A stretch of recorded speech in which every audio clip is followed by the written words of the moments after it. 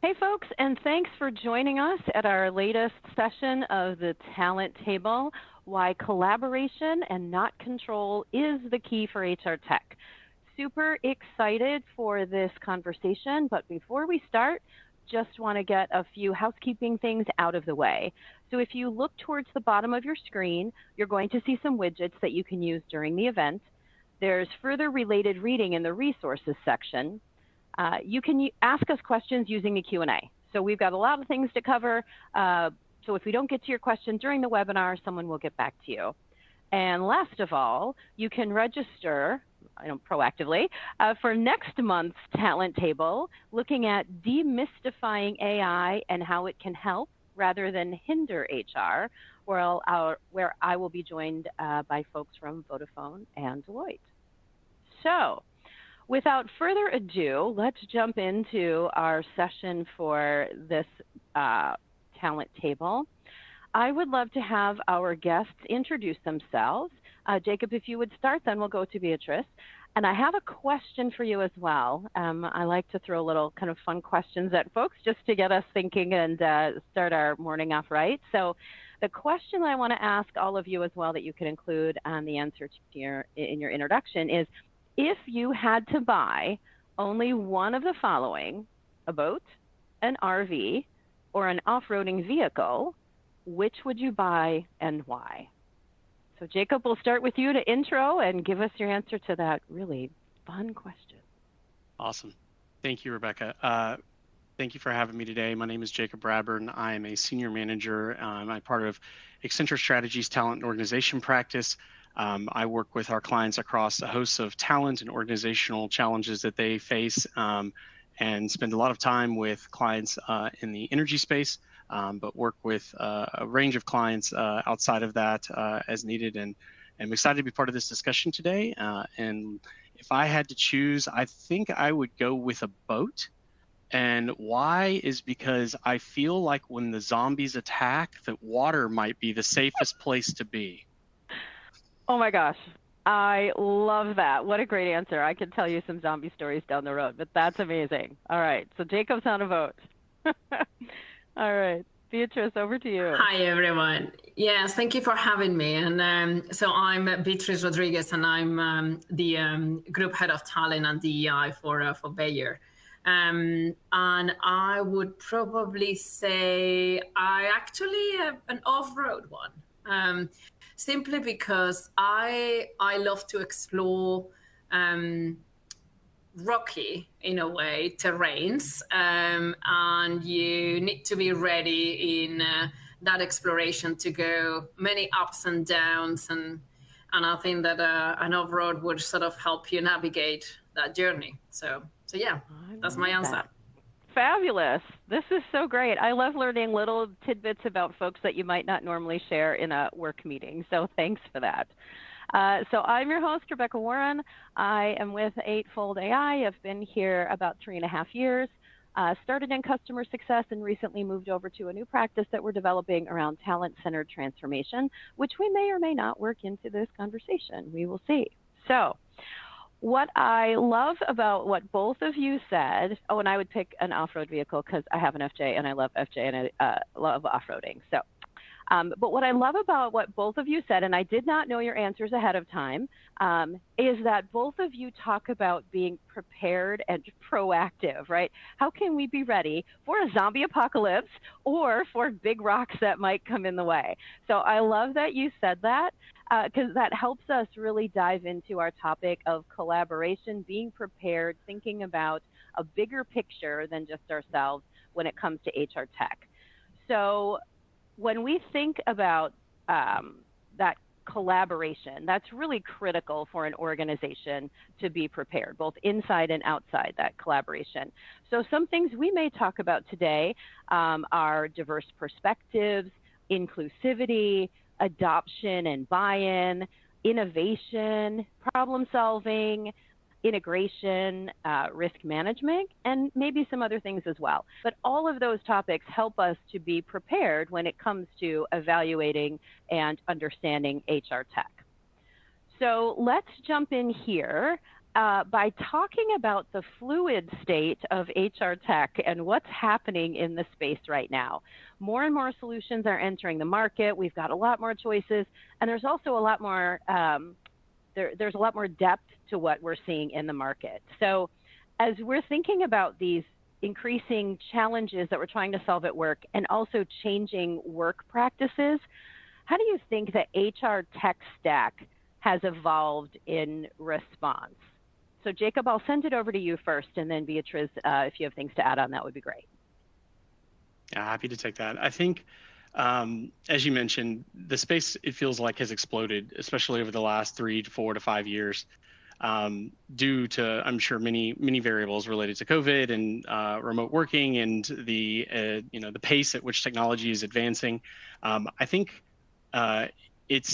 it's interesting as I observe it, because there's been so many different solutions that have come into the market, and there's been such different uptake by different organizations as it relates to the volume of those solutions that they integrate, what their philosophies are. A lot of it, I feel, is based on kind of where they are from an organizational maturity perspective, both externally from an HR perspective as it relates to the employee experience, but also from an HR organization standpoint, and the thinking of how they best leverage the various capabilities to drive an integrated and connected employee experience. And I think serving the HR's customers is always at the forefront of leaders' minds and the organization's mind, but it can be really challenging to do given the diversity of the solutions that are coming to bear. And I feel like right now in this moment in time that there's more convergence that's happening as it relates to how to drive that more seamless experience, at least for end users, while trying to more effectively manage the ins and outs of it on the back end, and not have that be felt by the broader organization or the business. Yeah, absolutely. Yeah, to that note, I agree. I think we've seen sort of a from to shift. Actually, we've seen a move that it was a few years ago. We were all working on optimizing individual technologies to make them simpler, to make them easy access, efficient, and so on and so forth. And what we've realized that still had a lot of complexity in terms of access and in terms of like connectivity across the different talent sort of thinking. And I think that we've evolved into more integrated end-to-end solutions. But what I do think that we have evolved even further is around the democratization of access and the personalization. I think a few years ago, yes, we could have a lot of different collections of platforms that would sort of like give you, access. However, now I think we are in the intersection of democratizing access even further and personalize it and customize it to your particular context as an individual. And I think that is an evolution of the HR technology stack that clearly we're not there yet. There's a lot of implications, as we can see, with AI and how machine learning and how AI learns about you. But from an HR perspective, we've definitely evolved into that personalization, customization, so that we make sure that what the talent sort of receives is exactly what he or she needs for their career. Yeah. Well, and I love what you're talking about, right? We were thinking initially about simplifying and optimizing and deciding if we were going to go with point solutions or if we were going to use end-to-end platforms. I'm not sure that we've figured that out yet, because I'm seeing kind of that fluctuation that some people are like, I want it all in one, and other people are like, no, I want 18 things that are going to do exactly what I want them to do. Yeah. So Beatriz, to compound on that, how does HR at this point think about understanding and evaluating their current techs, right? You talk about simplifying and optimizing. Should we eliminate some? Should we add more? How do we make sure they actually do what they say they're going to do, right? Can we utilize all of the things that are in each piece of technology? Or are people buying tech for tech's sake? Or the worst all, are buying vaporware, things that say they're going to do something and they actually don't? How do we decide what the right things are in the organization and what we want to add to our tech stack? Yeah, so that one is probably the $1 million question, because Right? what is the right balance between what you as an HR function, as a practitioner, what you believe is the right technology to put forward, or what is it really what it is needed? So here, I think we've experimented at Bayer with many different things, but here my 2 cents is that first we need to change the way that we think about technology in HR. Is not anymore about HR putting out there the technology for our employees. It's not about anymore an HR sort of, telling employees what is best for them from a technology perspective. Is the other way around. So I think the approach is more outside in and really go where the business pool is first. Less is more. So I do believe that there is a process of simplifying the technology stack that we have in HR. Less is more. And I think the integration and the ones that really are business critical and what the business really is pulling you to, cover the needs, those are the first ones that we need to really address, versus potentially some others that we in HR believe they are great, and I'm sure that the employee will love having that. Those are probably the ones that I would stop doing in the first place. So there you go. All right. I love that. Jacob, thoughts on that? I totally agree. I think a lot of times it feels as though we're hammers looking for nails when it comes to the technology solutions. And I think asking ourselves the question of, what does help look like for the business or for employees, and that being,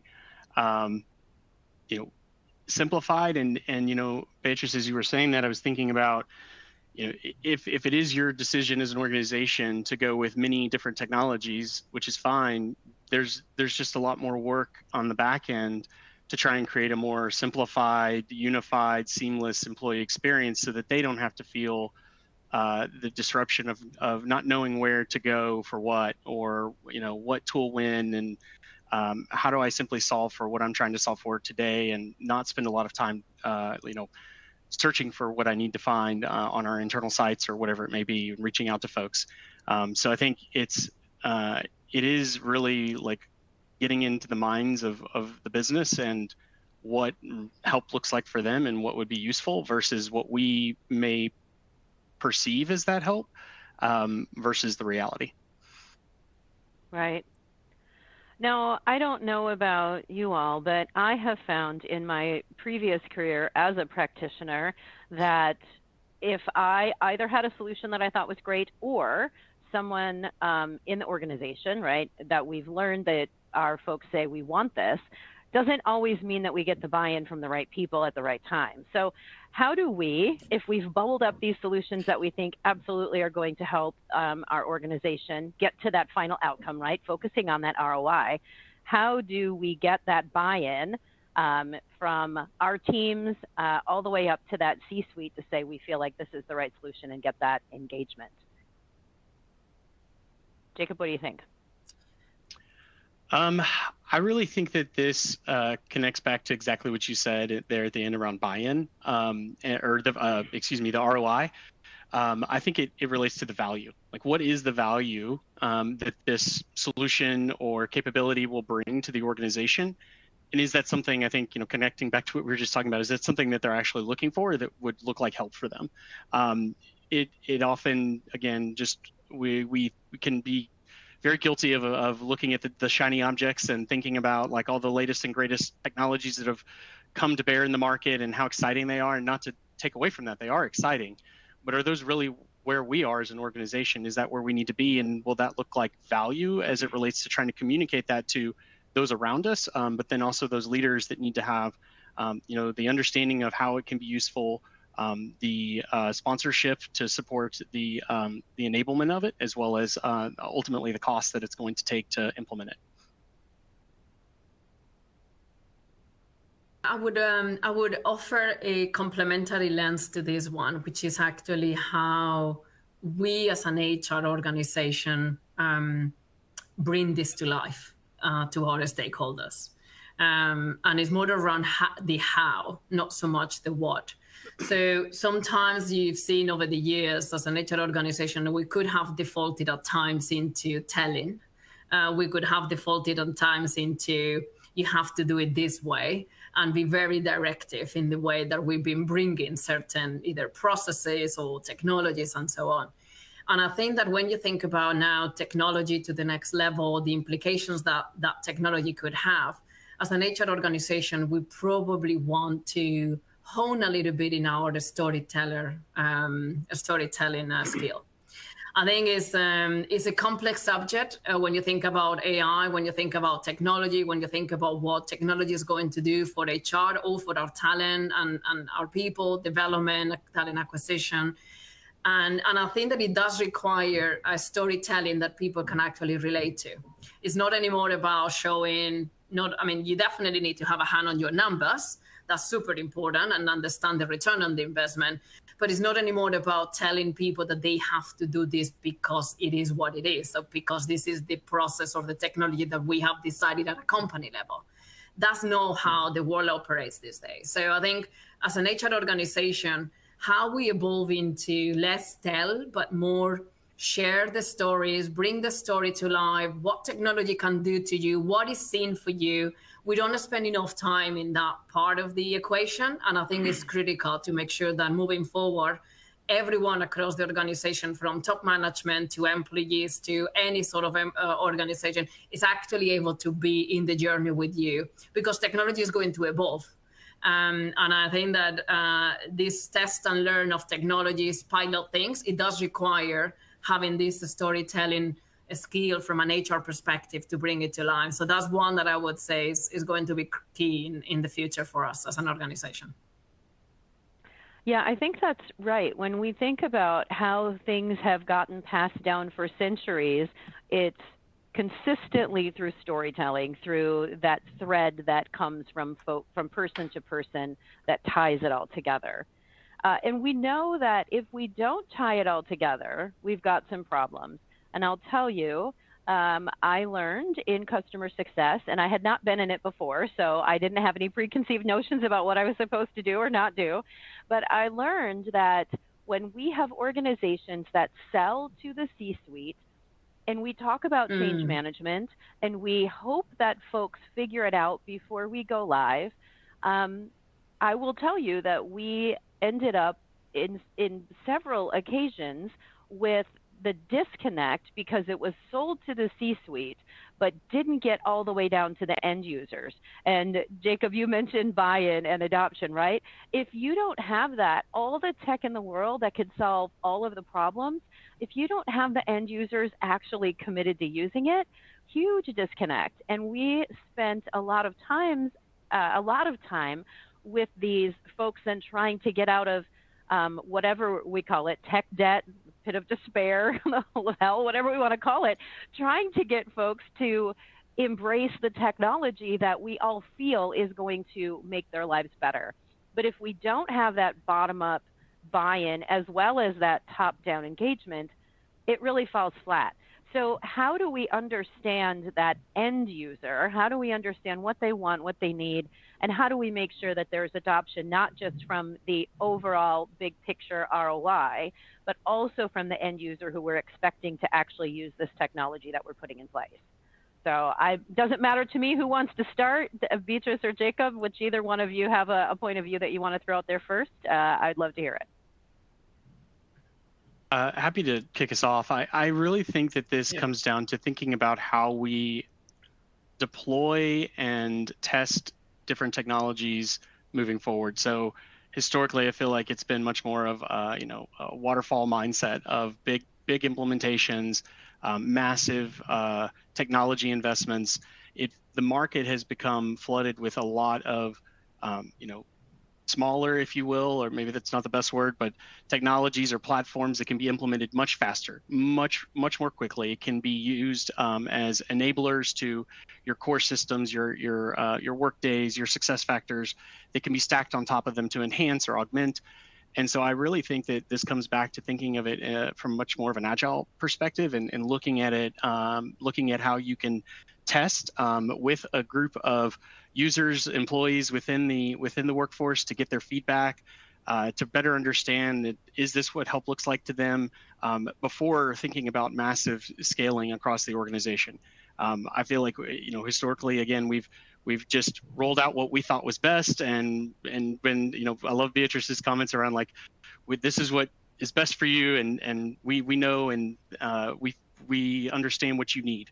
I feel like getting truly to the voice of the customer, or to the voice of the employee, to provide that feedback sooner than later and in a much more agile and quick fashion, iterative fashion, helps us to learn more quickly, and learn what works well and what doesn't, and pivot as needed. And I think that that's where a lot of organizations are continuing to experiment with that type of philosophy, and are deciding much more quickly whether a solution through a pilot or a proof of concept is fit for them, or perhaps it's not. And I think also the technology organizations are becoming a lot more comfortable with that approach, as they recognize that they're going to have to start working with their customers to test those things, as opposed to just selling them the licenses every 3 years and assuming that that will be the case moving forward. So I feel like we're moving into a much more nimble state, and I think that that's best, because it'll help us experiment and find out what really works and what doesn't for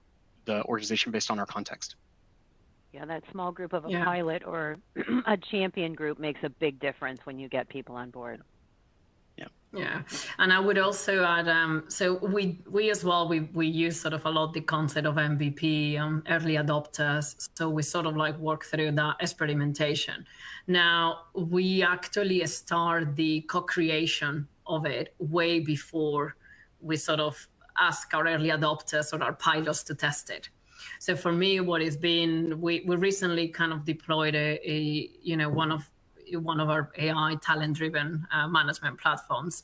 And one of the very important lessons learned is that the design, the co-creation, the testing, the user experience starts way before you actually ask somebody to test and pilot something. So we've been in a journey of building design teams around how do we build this solution, and those design teams, the importance of that was that they were truly diverse in nature. So one of the different things as well is that we typically have it's the same team working on that solution. Here we actually brought diversity across many different disciplines, across many different countries, many different languages, many different ways of thinking, all what you can imagine. So we introduce that diversity in the co-creation and the design of what the test environment and the pilot was going to be. So very early on. So we ensure that by the time that we get to asking early adopters to be part of it, it has the most inclusive perspective. It is with the most inclusive perspectives in that design. So I think, long story short, don't underestimate the early co-creation and early diversity that you need before you even get to the point of launching a proof of concept. And that's the biggest learning. And I because that really tells you from the very beginning that technology is going to work or no. So it is already a really good understanding from the organization if what we're trying to do makes sense or it doesn't from the very early on. All right, Beatrice, we're going to off-road a little bit here, and I have an additional question to ask you then on top of that. Go. So when you think about that, I think that is critical to pull in multiple perspectives, different backgrounds, different parts of the organization. How do you get folks, and this could be a two-part, do you have a formal way for folks to get involved in those projects? And or how do you get people to say, on top of my daily job, I'm also going to put input into this project, whether they see value or not, whether they'll actually get usage out of it or not is a different story. But how do you get that buy-in? How do you pick the folks that are going to be part of that co-creation, getting all of that intelligence up front? So I think there's two ways to approach this. So one is based on the skills, the expertise that you need. So for that, you basically sit down and you say, okay, so based on this, based on what we need to achieve, what are the key skills that we need from a multidisciplinary team. So we basically started building an HR organization that is resembles more of a product organization than actually a purely HR practitioner organization. So even our, so first you start with the skills and you kind of say, well, for this, I need IT, I need this, I need data privacy, I need all of that. And you kind of try to make sure that that diversity of expertise is going to be included in that. The second is really the other diversity that you probably don't get via the expertise, which is, are we considering people with different backgrounds? Are we considering people with from different nationalities? And the way that we do that, I think it also has shifted a little bit, because before we tend to staff projects literally by just telling somebody you are assigned to this project, and then you might like it or you might don't. But what I think we're changing and we're pivoting to is to really let individuals self-direct themselves where their passions are. So so we crowdsource some of those projects, and everyone is self-directed as well. And in those projects, you actually have the time that is required for each project and so on and so forth. But it is really about, I think, the future around diversity, inclusiveness projects, and how you go through this is really about letting individuals, put themselves in those, assign themselves into these projects that really their passions are, because that is when you ensure your engagement, you ensure that those individuals are going to be there. So you look at it from two angles, so that you make sure that the overall compound of the project from a skills perspective, but also diverse perspectives, is working together. And instead of mandating people to go to projects, we let people choose their own destinies, passions, and so on. So we've started with that about 3 months ago, and the feedback that we are receiving is great, because it allows individuals to sort of build their own portfolios as well from a career perspective. Well, and that tends to get folks to stay in the organization because they feel like they are challenged, have growth, development. They don't have to leave to find that, and that can tack on top of their current workload, so they get that dual experience. I think that's great. And I think that also goes back to what we were talking about with that C-suite buy-in, right? If your C-suite already says, hey, we're aware that this is how we're going to accomplish this project, they're not going to get in the way of that collaborative approach to make sure that more folks are involved rather than less. Jacob, I've left you out of the conversation. Thoughts, ideas, what's on your mind? Well, no, I was thinking about that. I mean, I think one of the things that ran through my mind is I feel like a lot of organizations are actually shifting into a culture too, where those types of efforts, on top of the normal day job, you call it what you want, a side hustle, a plus one, an extra hat that you wear.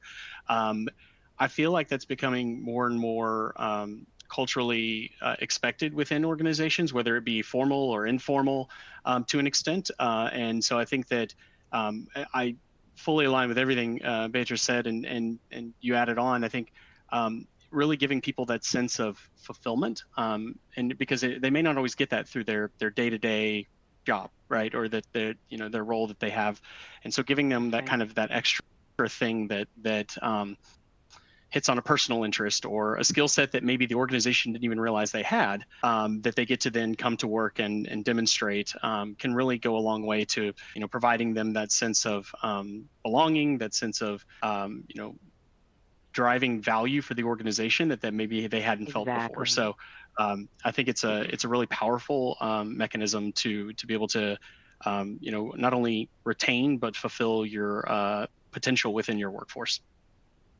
I love that.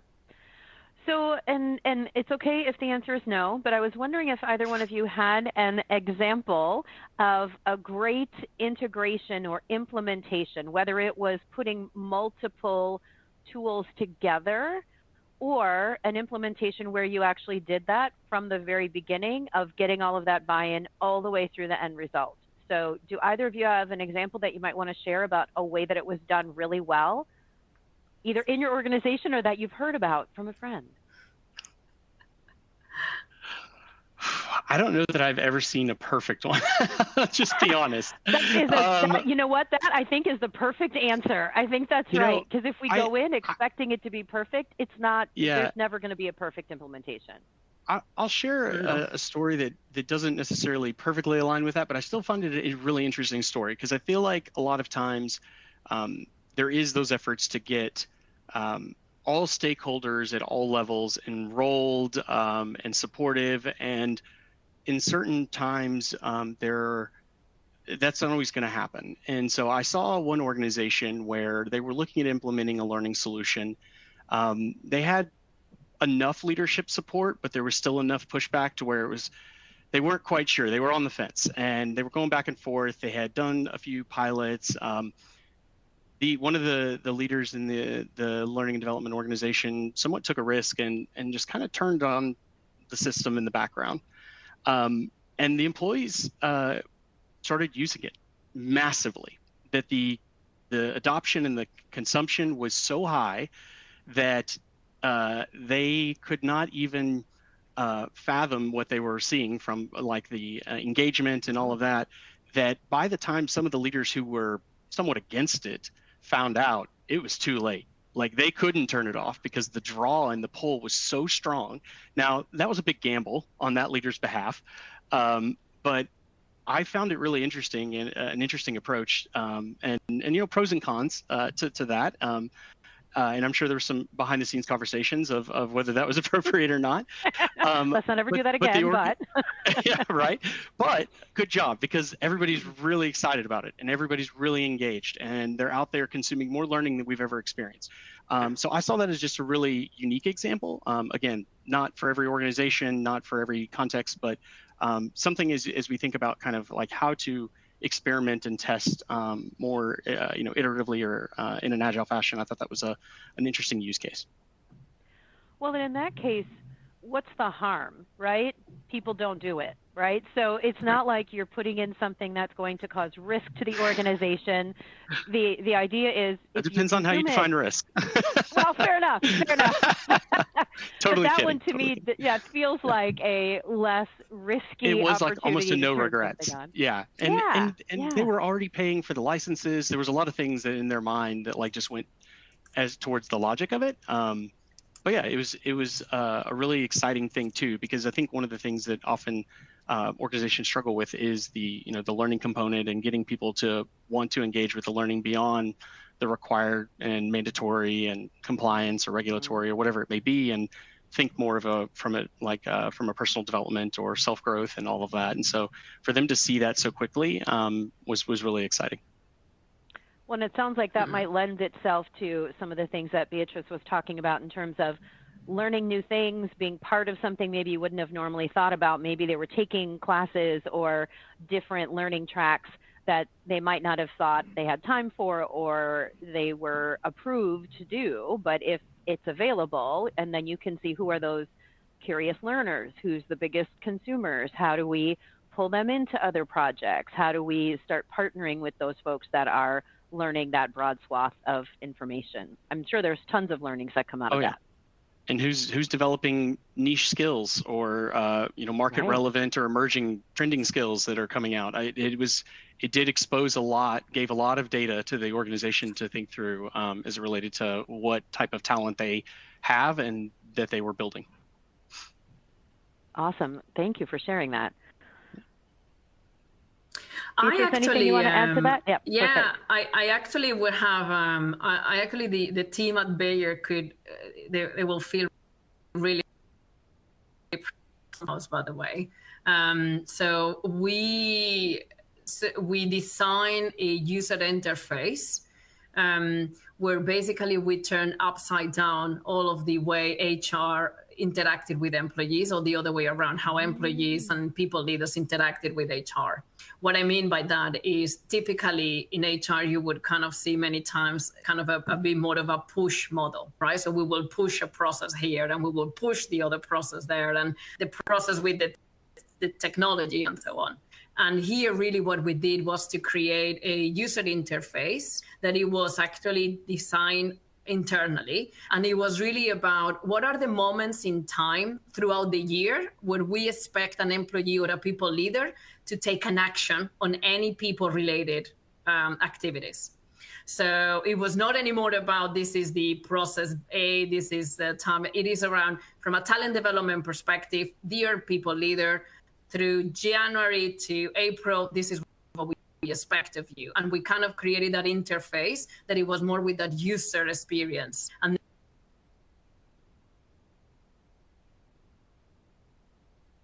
oh Did we lose no, Beatrice? I think we did. Come back. I was so involved in her example too. It was really good. Okay, looks like she's having some issues with her technology. For everybody so. listening in, she's having her roof repaired at the moment. They were banging away right before we joined the call. Maybe they got the internet line in the process. Could be, yes. We've said that's how life goes, right? Of course, the roofers who have been MIA for months all of a sudden show up on the day that you need to actually have it quiet in the house. So hopefully she'll be able to join back with us. So, but what we were saying, I think, was very aligned, right? Thinking about how and what I was taking notes on is doing a pull rather than a push. Instead of telling folks what they need, let's pull it from them. What is important to them? How are they looking at driving that? And then how do we engage folks in that? So let me throw a next question out, Jacob, and hopefully she'll be able to join back and we can get some more details from her. But so the what's in it for me, the with them, right? When we've got employees who say, well, yeah, maybe I could do that. I don't know. It's a lot of work. I just kind of want to come to work and do my day job and not have to worry about, adding in new HR tech, learning new things. How do we get, and I think we've already talked about some of this, right? The storytelling, the early adoption, all of that. But how do we get folks bought in from a I want to instead of I have to? Yeah, it's a great question. I think it connects back to me related to, and this isn't a rocket science answer, but those folks that have been bought in or engaged more so from the beginning, like Beatrice was saying, around like even getting them involved in the design from the initial, even before you pilot or run through a proof of concept, they are, you have no bigger supporters typically, or advocates or evangelists of whatever you're trying to do. And I think honestly, one of the strongest things as it relates to adoption of new technologies, regardless of if it's HR or otherwise, is word of mouth. I think having them be the voice of the power of it versus the HR organization having to be the marketing arm, so to speak, as well, can drive a lot of adoption, a lot of engagement. And so, it coming from them, coming from the voice of the business versus the voice of just HR, can hold a lot more weight in certain circumstances. And so I think is often underestimated and underutilized. And so I think, making sure that they, play that role is, making sure that they understand that as a part of this, you also would like for them to advocate on behalf of it. And obviously, depending on how things go and what direction you head, can really help provide that what's in it for them, because they're hearing from a peer as opposed to somebody that is like they may feel is forcing them to do something. Right, which ties into what that storytelling, that champion, that I get to do this instead of I have to do that. So Beatrice, welcome back. We thought maybe the roofers had cut your internet line. Technology. We were making up all kinds of stories. Very good. That's technology in itself. Tell me. Yeah, that's right. That's right. And so we were tagging on to what you were saying. So would love to hear the rest of what you were sharing, but that idea of pull rather than push, and how do you get folks to want to be part of that? So I'll turn it back to you to finish your thought, and then we can continue on this what's in it for me from the employee side. Thank you. Very quickly. And then there's two ways that I will probably think of this. Is definitely is pull versus push. So I think pushing as an HR organization the next thing is not the way that I think the world operates today. So it does require from us to refrain a little bit and to really understand what is that pull really coming from. So because the pull can be from many different ways. So you really need to do a lot of exercise around what is that pull coming from, what is that pull needed, and so on.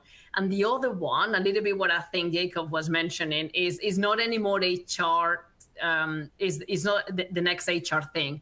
It's really about peer conversations. It's really about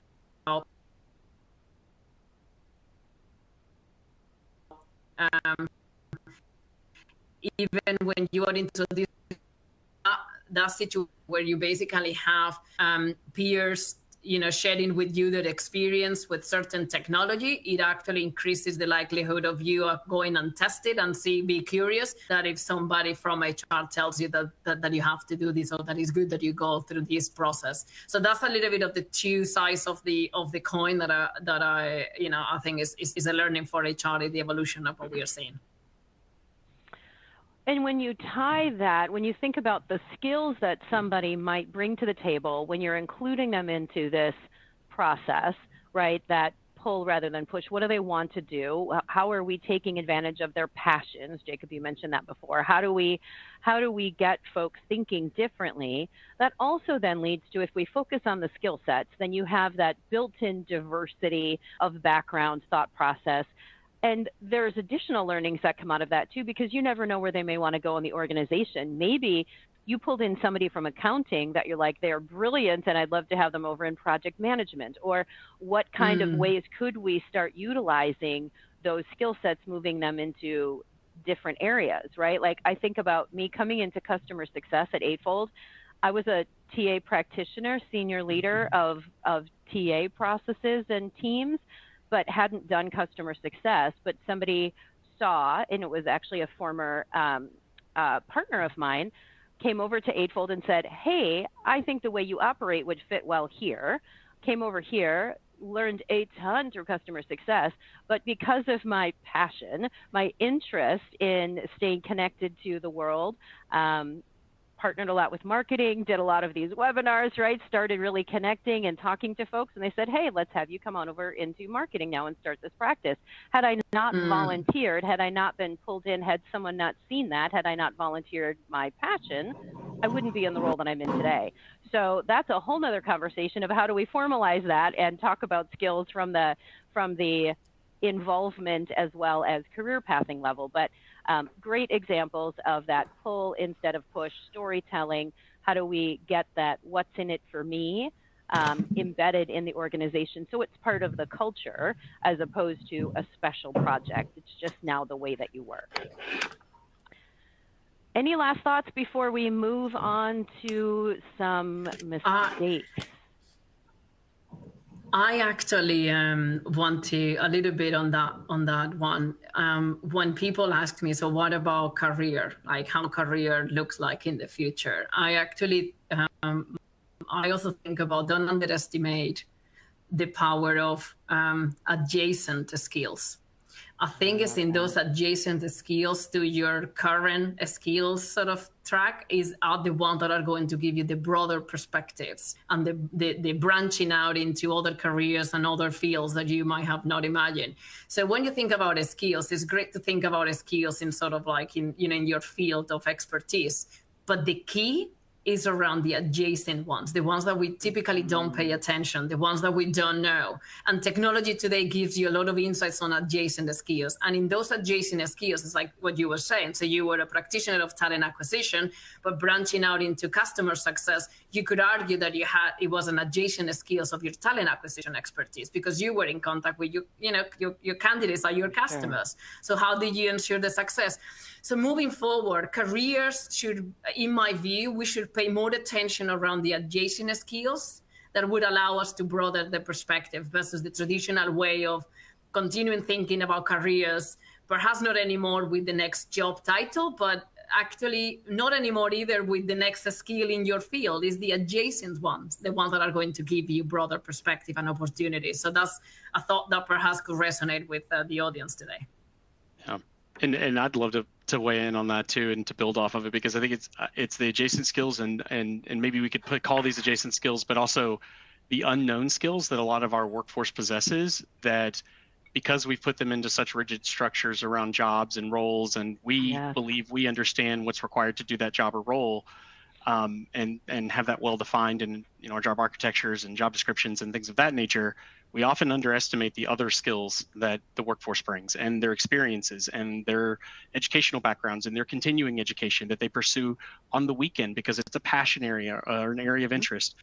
And leveraging and having line of sight to that will truly help, I feel like, organizations accelerate their business, and as well as think about like the value proposition to the employee, to your point, Beatrice, around like the opportunities that they all of a sudden become exposed to is a lot broader if we have better clarity on kind of the diversity of their backgrounds and the understanding of what skills that they possess and what they're building, and where those adjacent skills or proximal skills exist in parallel to that, to be able to help them transition as they move from one role to another.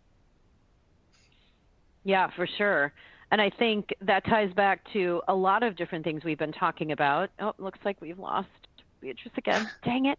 All right. But I think that ties back a lot to what we were saying in terms of not just focusing on the ROI for the business, which is clearly the number one goal, right? Like, we want to focus on what's important to the business, what are those outcomes, but you're also, by pulling people into different projects, by asking their opinion, by pulling them into these tech conversations, you're also, as you said, engaging their passions, engaging them, understanding what their adjacent skills are.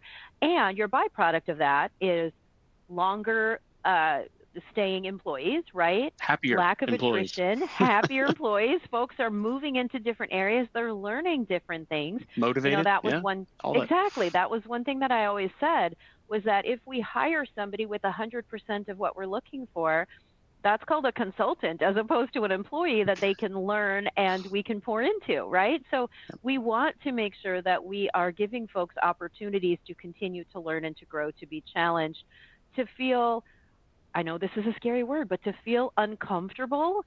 But when we get uncomfortable is when we learn, right? That's where we see a lot of our employees who come in and they're like, I am just on this track. I come in, I process payroll, I do my 8 to 4, I understand how it works. But when we give people the opportunity to learn and to grow and to challenge them, we become uncomfortable.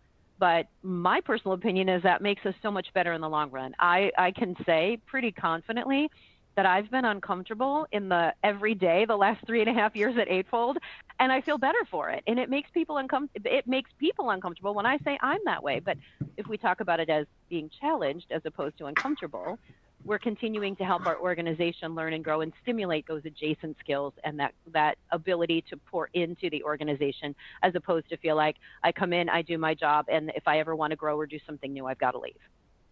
Yeah, so that kind of ties up that what's in it for me. So Beatrice, welcome back. So let's, in our last few minutes, and I don't want to spend a lot of time on mistakes because I'm a positive person. I want to talk about what we've learned from that, but let's just throw it out there and say, what do you think if we had to come up with a short list of, the top, 2 to 4, 3 to 5, whatever you want to say, common mistakes that companies make when they're thinking about putting in tech? What are some of the call outs that we think companies should first and foremost look out for before they start doing this process? Yeah, I'll go first. Go ahead and share. Thank you. Very clear to keep it short and sweet. So number one is no big bang.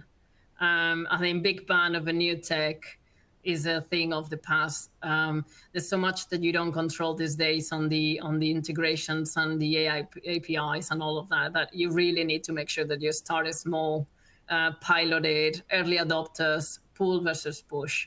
So that's number one. And number two is we like the shiny things. We like to show the nicer stuff.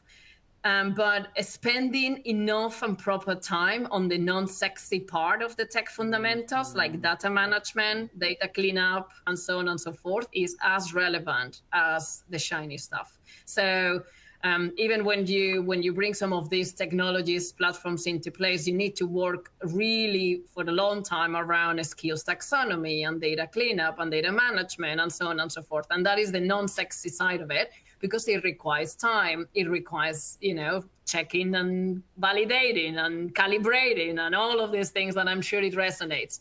But that is critical for the experience in the platform moving forward for the user. So really make sure that you spend proper time in making sure it will never be perfect, but proper time in the non-sexy part of it is as important as a big launch. Jacob, to you. Absolutely. I come back to engagement and communication, and not just those words at a surface level, but like at a deep, meaningful level and in an effective way. It hits on a lot of things we've already discussed, but I've seen so many implementations of new technology solutions in HR and other parts of organizations fail just because of we're just going to turn it on and they'll use it, and the lack of whether, if you want to call it change management, the lack of driving of the proper types of engagement based on your organizational context, and having those early adopters, those advocators, those evangelists, whatever you want to call them, in place, having everyone that is involved with the rollout and whatever that looks like for you. And I agree. Hopefully, it's not big bang anymore, but more iteratively and quickly. To be well versed in how to communicate with the various levels of employees and segments of their audiences is often just so underestimated, and that requires a lot of investment and a lot of time and a lot of work. But I think that a lot of the attention is often given to the technology side of the implementation, or making sure, which is not to say that it's not an or, it's an and. You definitely, like everything Beatrice said around, like, you got to make sure that you have a solid foundation, that everything's in place for this to be set up for success. But if you don't pull through the other half of the equation of trying to get people to actually use it, then what's the point? You just wasted money. So I really think that a lot of organizations fall down in that department. And I've seen so many wasted dollars on various technology solutions just because it wasn't, the attention and the dedication wasn't given to how they effectively roll these things out or communicate or engage with the workforce properly. Yeah.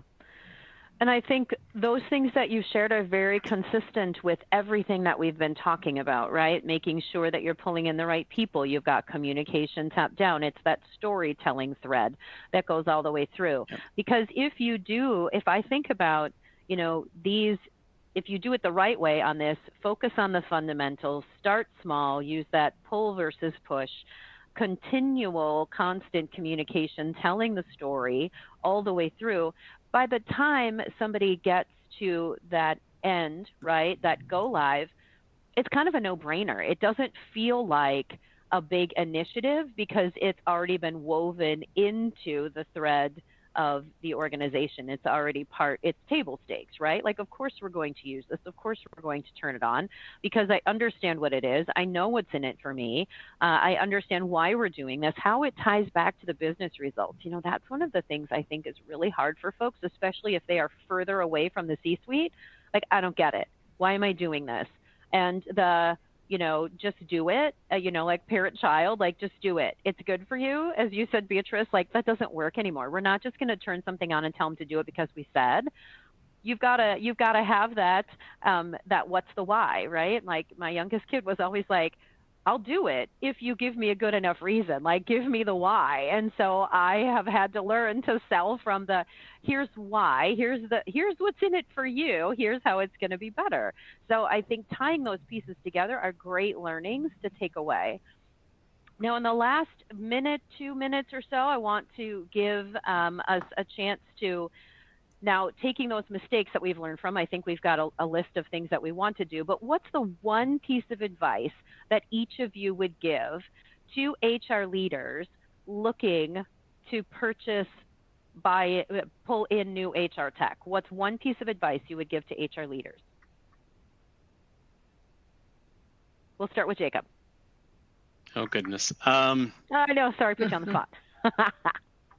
Get as close to the business as you can. I don't think that's not known by any of you listening in today. I just feel that the opportunity for HR organizations to truly, in this moment where we have never had access to as much data and insights related to our talent and our people, and all of the things that come along with all of the great technology enhancements and advancements that we've seen over the last decade plus, really being at the hip with them as strategic thought partners of how they can leverage that to drive better business outcomes and create a better employee experience for their people, is the work for us of the future, and really ensuring that we have a seat at the table as it relates to strategic decision making and some of the areas that historically HR has not been as strong in as it relates to mature workforce planning practices and some of those things.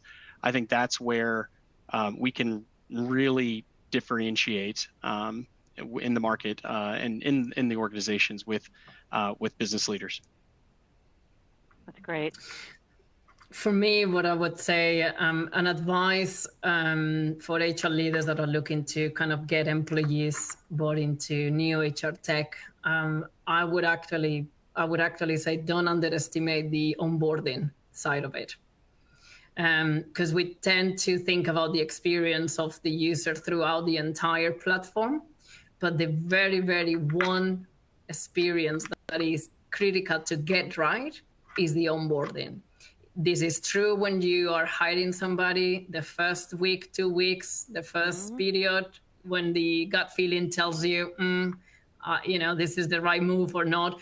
The onboarding into a new technology is absolutely critical, as much as what is going to be the experience throughout it. And we typically don't spend time in the onboarding side of it.